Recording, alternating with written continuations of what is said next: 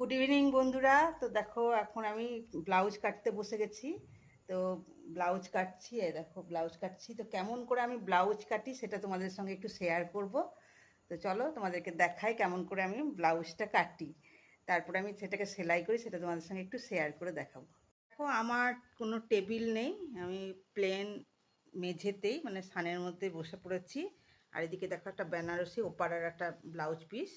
আর এইদিকে দেখো এইগুলোকে প্রথমে কেটে নিয়েছি, লাইলিনটাকে মাপ করে আমি মাপজোক করে কেটে নিয়েছি। এবারে দেখো এই মেন ফেব্রিকের উপরে এগুলোকে বসিয়ে পিন দিয়ে আটকে নিয়েছি।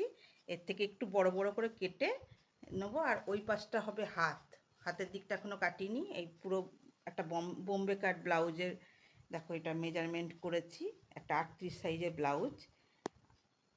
আর এইদিকে দেখো আর একটা ব্লাউজ কাটা হয়ে গেছে, এটা কাটা হয়ে গেছে। আর এটা কাটছিলাম তো মনে হলো যে তোমাদের সঙ্গে একটু শেয়ার করি। তো ব্লাউজটা হয়ে যাওয়ার পর তোমাদেরকে আবার ব্লাউজটা কেমন হয়েছে পরে তোমাদেরকে দেখাবো। তাহলে বন্ধুরা আজকের মতন টাটা।